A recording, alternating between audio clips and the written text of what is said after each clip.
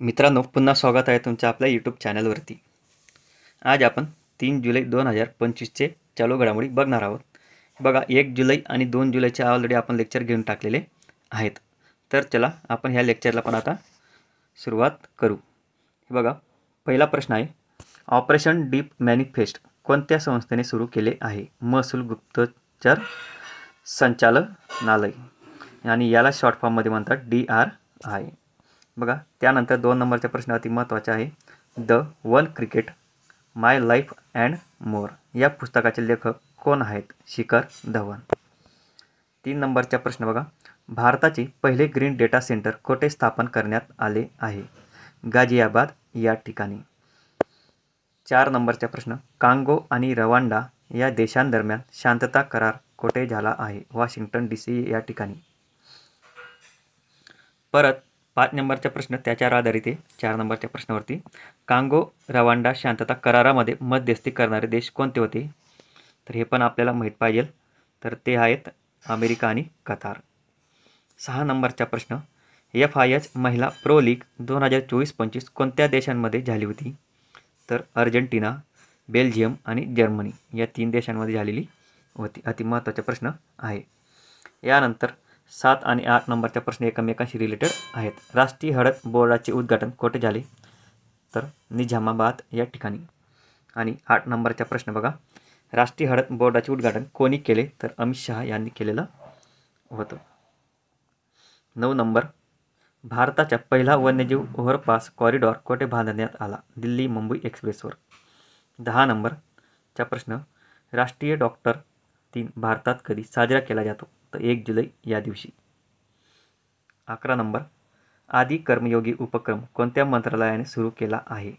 केंद्रीय आदिवासी व्यवहार मंत्रालय. 12 नंबरचा प्रश्न बघा, अदम्य ही जलद पेट्रोल नौका कोठे समाविष्ट करण्यात आली आहे? तर गोवा या ठिकाणी. 13 नंबर, अदम्य ही जलद पेट्रोल नौका कोणी बनवली आहे? तर गोवा शिपयार्ड लिमिटेड यांनी जी बनवलेली होती. हे पहा, GeoEye स्टॅट्स हे मोबाईल ॲप कोणत्या संस्थेने लॉन्च केलेले आहे? तर राष्ट्रीय नमुना संरक्षण कार्यालय म्हणजे ENSO यांनी हे मोबाईल ॲप बनवलेलं होतं किंवा लॉन्च केलेलं होतं. बघा, GeoEye स्टॅट्स हे ॲप कोणत्या मंत्रालयाच्या अंतर्गत आहे? तर सांख्यिकी आणि कार्यक्रम अंमलबजावणी मंत्रालय. यानंतर 16 नंबरचा प्रश्न, FIH वुमेन्स प्रो लीग 2025 मध्ये प्रथम क्रमांक कोणी पटकावला? तर नेदरलँड या देशाने पटकावलेला आहे. 17 नंबरमध्ये बघा, FIH वुमेन्स प्रो लीग 2025 मध्ये नेदरलँडने अंतिम सामन्यात कोणाला हरवले? तर अर्जेंटिना या देशाला त्यांनी हरवलेलं होतं.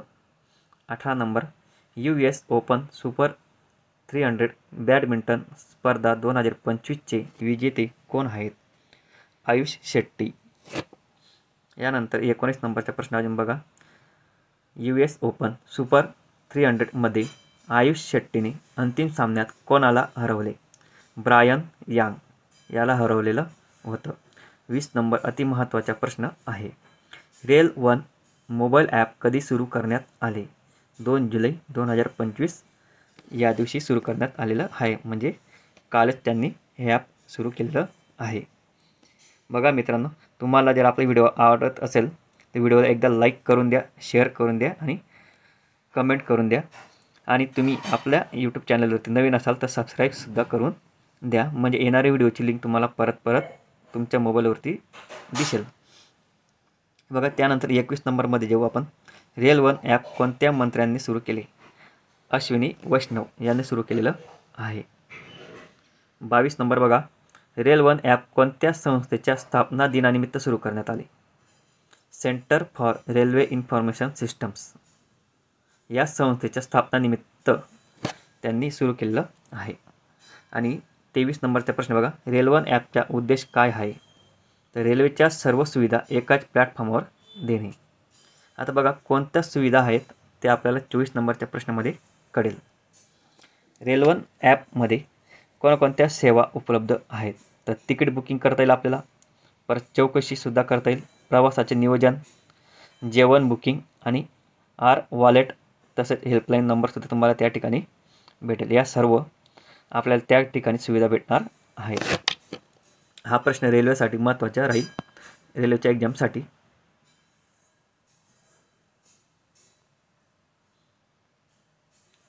बघा आता बघा आपण किती झाले, 24 प्रश्न आले. 25 नंबरचा प्रश्न बघा, रेल्वे ॲपद्वारे प्लॅटफॉर्म तिकिटांवर किती टक्के सवलत मिळते? तर 3% सवलत या ठिकाणी मिळणार आहे. बघा सवलतसुद्धा त्या ठिकाणी त्यांनी दिलेली आहे. 26 नंबर, क्रिस ही कोणत्या क्षेत्राशी संबंधित संस्था आहे? तर भारतीय रेल्वेची तंत्रज्ञान शाखा आहे. 27 नंबर, एम्प्लॉयमेंट लिंक इन्सेंटिव्ह योजनेस कधी मंजुरी देण्यात आली? 1 जुलै 2025. हे पहा, एम्प्लॉयमेंट लिंक इन्सेंटिव्ह म्हणजे ELI योजनेस एकूण किती कोटी रुपयांची तरतूद आहे? तर 99,446 कोटी रुपये. ELI योजनेचा उद्देश काय आहे? उत्पादन क्षेत्रात रोजगार निर्मिती. 30 नंबर, या योजनेद्वारे पहिल्यांदाच काम करणाऱ्या कर्मचाऱ्यांना किती वेतन मिळणार आहे? तर 15,000 रुपये, ते पण 2 टप्प्यात. 31 नंबर, नवीन कामगारांना ठेवणाऱ्या नियोक्त्यांना किती प्रोत्साहन मिळेल? तर 3,000 रुपये प्रति महिना. हे बघा हे सर्व प्रश्न आपण याच्या बाबतीत बघतोय. तर ELI म्हणजे एम्प्लॉयमेंट लिंक इन्सेंटिव्ह जो 27 नंबरचा प्रश्न आहे, ही योजना आहे आणि त्या योजनेशी संबंधित आपल्याला 4-5 प्रश्न या ठिकाणी आहेत. ते तुम्ही सर्वांनी व्यवस्थित लक्षात घ्यायचं आहे. आता पहा, ही योजना कोणत्या कालावधीत रोजगारावर लागू होईल? तर 1 ऑगस्ट 2025 ते 31 जुलै 2027. बघा प्रश्न क्रमांक 27 पासून तर 32 पर्यंत सर्व एकच योजनेशी रिलेटेड प्रश्न आहेत. तुम्ही हे थोडंसं लक्षात घ्या. बघा अजून पुढे पण प्रश्न आहेत 33 नंबरचा. या योजनेद्वारे किती नोकऱ्या निर्माण होण्याचा उद्देश आहे? तर 3.5 कोटीहून अधिक. 34 नंबर बघा, कोकण रेल्वेची स्थापना कधी झाली? 19 जुलै 1990 या वर्षी. हे बघा चालू सध्या ट्रेनमध्ये याच्याविषयी वाद चालू होता किंवा ट्रेनमध्ये आलेला प्रश्न आहे म्हणून त्यांनी या ठिकाणी दिलेला आहे. बघा 35 नंबर, कोकण रेल्वेच्या सुरुवातीच्या स्टेशन कोणते आहे? तर रोहा, महाराष्ट्र. रोहा नावाचे स्टेशन आहे महाराष्ट्रातलं, ते सुरुवातीचे स्टेशन आहे. आणि यानंतर कोकण रेल्वेच्या शेवटचे स्थानक कोणते आहे? तर ठोकूर, मंगळूर, कर्नाटकमधलं स्टेशन. बघा पहिलं स्टेशन आणि शेवटचं स्टेशन लक्षात घ्या.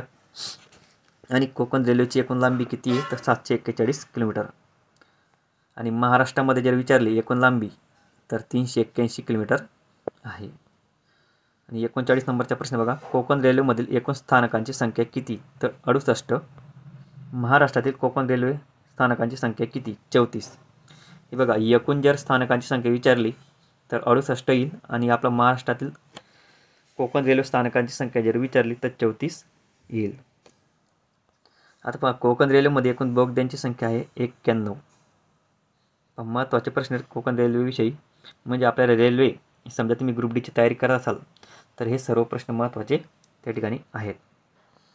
आणि 42 नंबरचा प्रश्न, सर्वात लांब बोगदा कोणता आहे आणि त्याची लांबी किती? तर करबुडे बोगदा हा सर्वात लांब आहे आणि त्याची लांबी आहे 6.5 किलोमीटर. 43 नंबर बघा, कोकण रेल्वे राष्ट्राला समर्पित कधी करण्यात आलेली होती? तर 1 मे 1998 या रोजी. 44 नंबर, कोकण रेल्वे राष्ट्राला समर्पित करताना पंतप्रधान कोण होते? अटल बिहारी वाजपेयी हे आपले त्यावेळी पंतप्रधान होते. 45 नंबर, कोकण रेल्वेची पहिली ट्रेन कधी धावली? 26 जानेवारी 1998 या दिवशी. बघा कोकण रेल्वेची पहिली ट्रेन कधी धावली असा प्रश्न तुम्हाला नक्की येईल. तर 26 जानेवारी 1998. 26 जानेवारी लक्षात घ्या आणि वर्ष घ्या 1998. यानंतर पुढचा प्रश्न बघा, भाजप प्रदेशाध्यक्षपदी कोणाची निवड झाली? रवींद्र चव्हाण यांची निवड झालेली आहे. यानंतर 47 नंबरचा प्रश्न, इस्रोचे माजी शास्त्रज्ञ ज्यांचे निधन झाले त्यांचे नाव काय आहे? विजय पेंडसे. 48 नंबर बघा, त्रिपुरा सरकारने शिक्षकांना कोणती नवी बंधनकारक अट घातली आहे? बघा, उपस्थिती नोंदवण्यासाठी ठिकाण शेअर करणे. बघा, म्हणजे शिक्षकांना तुम्ही शाळेत पोचले की नाही तिथून ते ठिकाण त्यांना शेअर करायचे राहतं मोबाईलद्वारे. आणि कोणत्या सरकारने बंधनकारक केलेलं आहे? तर त्रिपुरा सरकारने. दिल्ली सरकारने जुने वाहने बंदीबाबत काय निर्णय घेतला आहे? तर 15 वर्ष जुने पेट्रोल व 10 वर्ष जुने डिझेल वाहनांना बंदी. म्हणजे दिल्लीमध्ये आता जे वाहन पेट्रोलवरती चालतात तर ते फक्त 15 वर्षपर्यंत चालतील, किंवा त्याच्या 15 वर्ष जुनं झालं त्यानंतर आपल्याला गाडी बदलावी लागणार आहे. आणि तसं डिझेलच्या बाबतीत जे डिझेल वाहने आहेत ते फक्त 10 वर्षे रोडवरती चालतील, त्यानंतर त्यांना डिझेल भेटणार नाही. यानंतर 50 नंबरचा प्रश्न, देशाचे पहिले अंध आयर्नमॅन कोण होते? तर श्रीनिवास दलाल. बघा, श्रीनिवास दलाल यांचे निधन कशामुळे झाले? तर अपघाती त्यांचे निधन झालेलं आहे. यानंतर 52 नंबरचा प्रश्न बघा, थायलंडच्या पंतप्रधान पदावरून कोण निलंबित झाले? तर पेंटोक टार्न शिनावात्रा हे निलंबित करण्यात आलेले आहेत. हे बघा, आपण या ठिकाणी 52 प्रश्न आज घेतलेले आहेत. तर सर्व प्रश्न महत्त्वाचे होते. तर मित्रांनो, तुम्ही आपल्या चॅनलवरती नवीन असाल तर चॅनलला सबस्क्राईब करून द्या, लाईक करा आणि शेअर करा. आणि तुमचं काही समजा कमेंट असतील ते तुम्ही देऊ शकता, किंवा काही सुझाव असतील, तुम्हाला एखाद्या गोष्टीवर तुम्हाला जर व्हिडिओ पाहिजे असेल तर ते तुम्ही सांगू शकता. तर चला, सर्वांना धन्यवाद.